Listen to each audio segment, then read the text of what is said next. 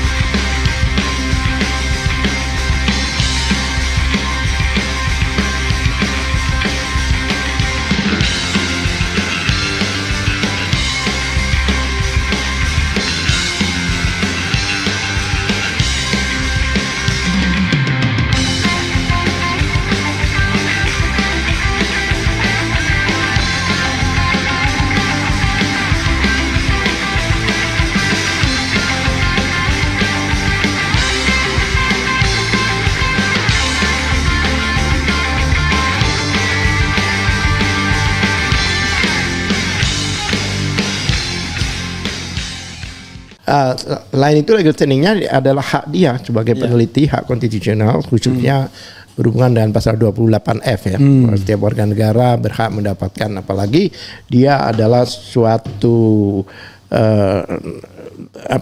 pengkaji kebijakan publik. Public policy ya. Public policy itu kebijakan publik. Bidang yang bersangkutan. Mungkin supaya lebih jelas lagi, apa sebenarnya tuntutannya? Yang bahkan menarik ini bukan KPU.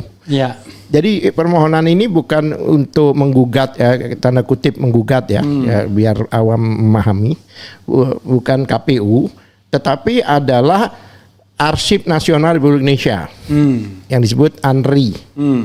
Karena semua arsip-arsip nasional itu adalah harus dikolektif di sana, ya kan? Itu by law ya. By law yang sudah aturan undang-undang bahwa arsip-arsip negara, apalagi yang background sejarah ya, seperti presiden ini kan berkesinambungan dan merupakan sejarah bangsa yang nanti akan dibaca, akan difahami oleh masa depan anak-anak cucu kita. Mungkin agar lebih tepatnya, ini sekarang permohonannya ada di tangan saya ini, saya akan bacakan supaya lebih komprehensif ya kan.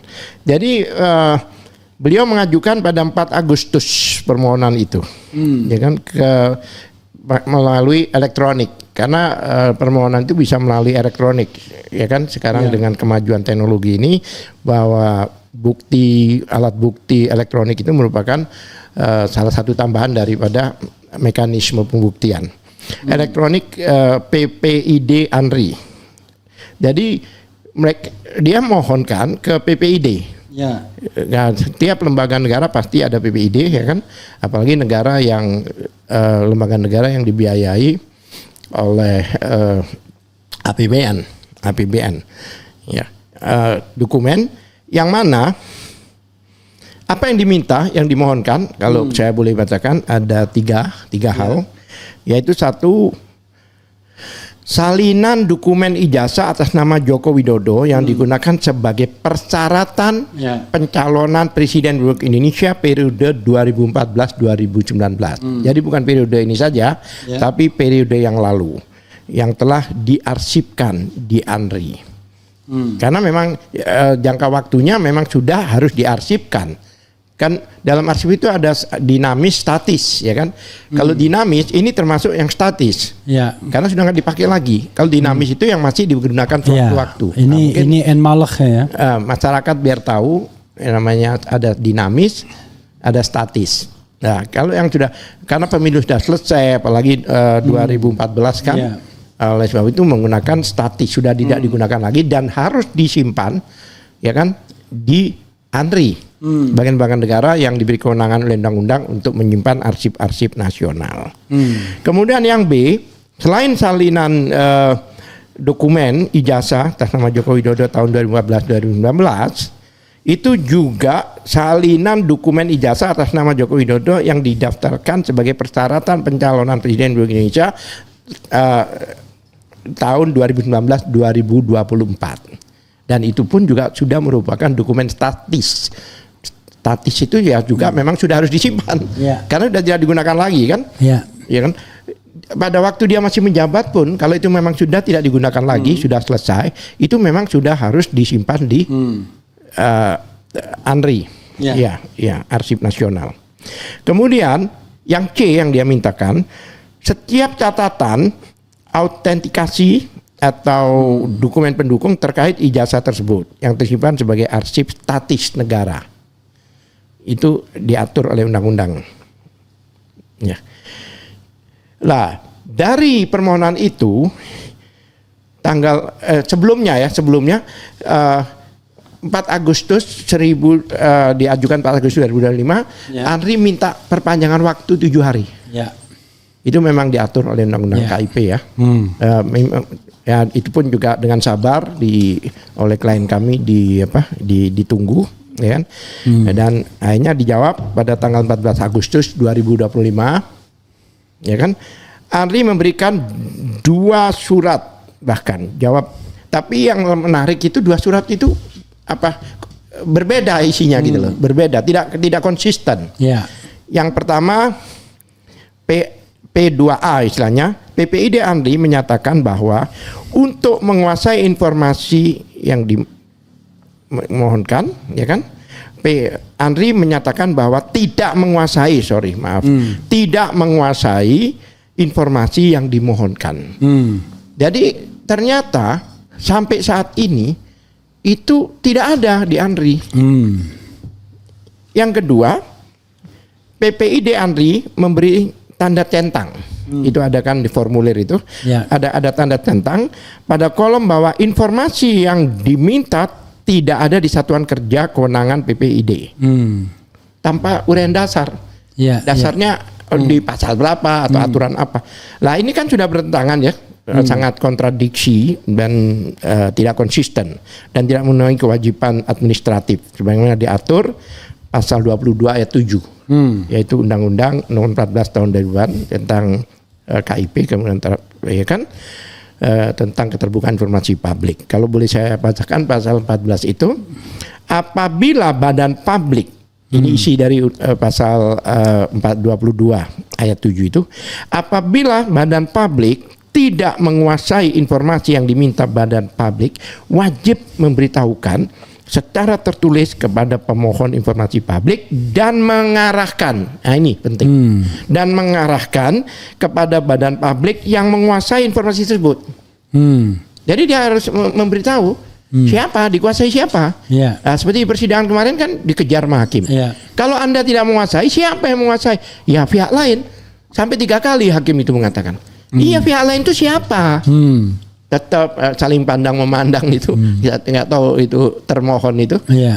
Ditanya sampai 3 kali, ditanya siapa yang menguasai, hanya keluar KPU. Nah dia kayak mau menyebutkan KPU itu berat tapi banget. KPU ini dalam konteks pilpres ya. Tapi kalau KPU ini kan permohonan, ini kan masalah pilpres.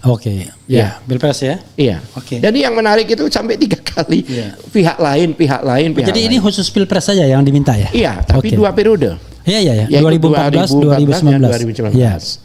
Ya kan? Ya, tapi juga si Bona ini juga mengajukan ke baik yang di gubernur persyaratan gubernur di DKI dan juga Solo ya ajukan juga, tapi belum ada respon yang di Solo.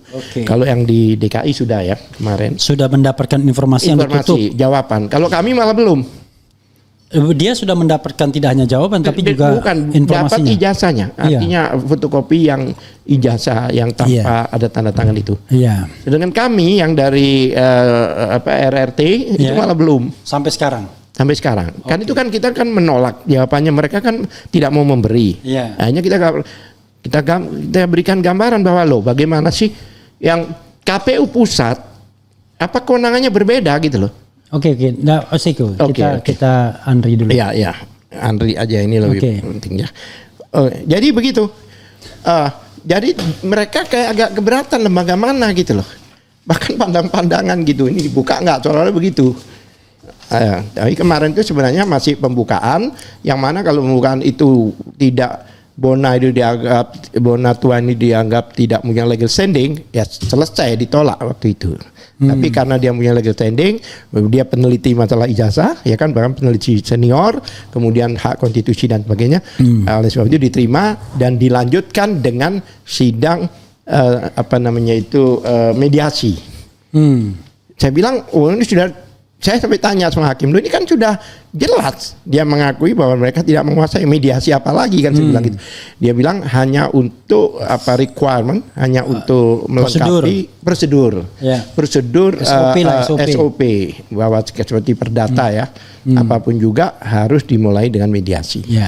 Jadi ini hanya prosedur. Oke.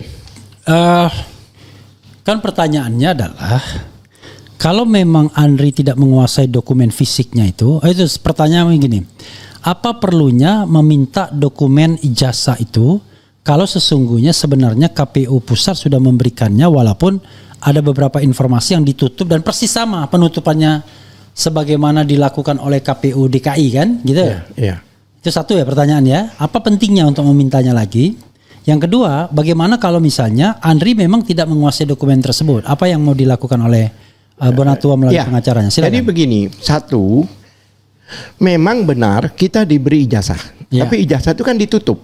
Ya, beberapa informasi. Yang menarik itu yang ditutup itu beberapa informasi, ya kan. Oke lah, anggap kalau seandainya tanggal dan sebagainya, ini masalah tanda tangan. Tanda tangan ini tidak termasuk yang dikategorikan tertutup, baik di pasal 17 di KUT dan sebagainya.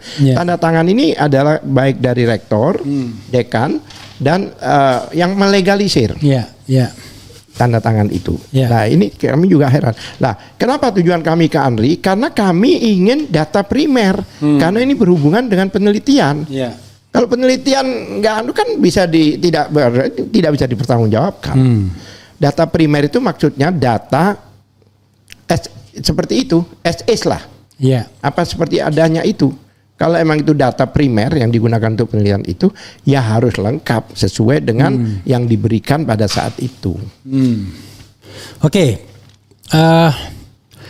Tadi kan belum jawab apa pentingnya itu. Hanya untuk penelitian itu. Ya penelitian satu. Kedua ya ingin membuktikan bahwa apa benar bahwa ijazah itu benar-benar dikeluarkan dari UGM. Ya kan, itu ya dia di antara penelitian, tapi kan beliau ini kan adalah peneliti ya istilahnya ya, peneliti ya. Beliau kan tidak berbicara soal politik di sini.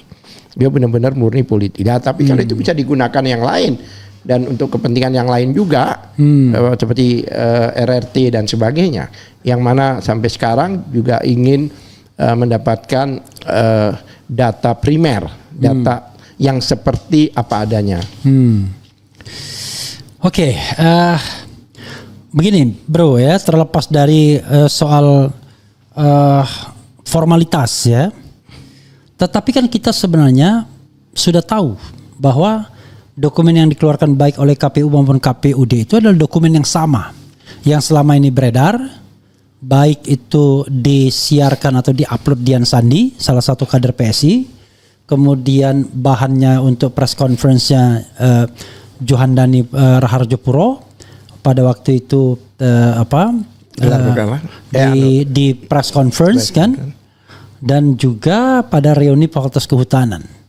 Lalu apalagi yang surprise yang harus kemudian dimintakan ke institusi seperti Andri gitu? Andri ini lah itu juga mengcounter ya, di antara sampel dia untuk mengcounter bahwa dengan ditutupnya itu, kalau di Andri kan nggak boleh ditutup. Maksudnya nggak boleh ada yang ditutupin kan. Oleh sebab itu agar kami mendapatkan data resmi dari lembaga resmi negara, itu akan lebih kuat dibandingkan permintaan pribadi-pribadi. Maksudnya dari Andri daripada langsung dari pribadi-pribadi, maksudnya dari KPU yang diminta pribadi-pribadi itu kan. Jadi Iya. Ya, jadi gimana nanti skenario sidang ke depannya kalau Kalau kemudian katakanlah Andri ya tetap bersikuku, nggak ada dokumennya di dia, nah apalagi mau dinegosiasikan. Apa yang mau dituntut? Ini masalahnya adalah pentaatan atau melaksanakan undang-undang. Bukan debat-debat kayak orang nggak punya ya udah nggak bisa, ada konsekuensinya gitu loh. Ya, kalau saya baca ada beberapa poin ya, di antaranya ini ada di peraturan pasal 21 ayat 1 peraturan Komisi Informasi nomor 1 tahun ini, peraturan Komisi Informasi nomor 1 tahun 2021 tentang standar layanan informasi publik yang biasa disebut Perki. Ya kan, peraturan dari yang menegaskan bahwa PPID wajib menyampaikan permintaan informasi publik kepada badan publik atau unit kerja yang menguasai informasi publik apabila informasi tersebut tidak berada dalam penguasaannya. Dia itu diwajibkan minta oleh ketentuan ini. Bahkan ditekankan lagi di sini juga mengacu pada 31 pasal 31 ayat 4 huruf B Perki itu sendiri, dalam hal informasi publik yang diminta tidak berada dalam penguasaan badan publik, PPID itu wajib memberikan pemberitahuan tertulis dengan menjelaskan alasan dan jika diketahui menunjukkan badan publik lain yang menguasai informasi tersebut. Harus dia menjawab tertulis, dan selama ini tidak dilakukan itu oleh Andri. Oke. Itu kalau saya bacakan barangkali pasal-pasal yang ada di situ ya. Termasuk adalah pasal 7 ayat 2 ini, badan publik wajib menyediakan, memberikan dan atau menerbitkan informasi publik yang berada di bawah kewenangannya kepada pemohon informasi publik selain informasi yang dikecualikan sesuai dengan ketentuan. Dengan itu bukan informasi yang dikecualikan. Kemudian kalau saya bacakan lagi pasal 47 ayat 1 Undang-Undang Kearsipan, lembaga kearsipan berwenang untuk meminta arsip statis dari pencipta arsip. Dalam hal ini pencipta arsip itu KPU. Karena dia itu harus memberikan bukan hanya ijazah tapi informasi-informasi sesuai dengan yang diarsipkan.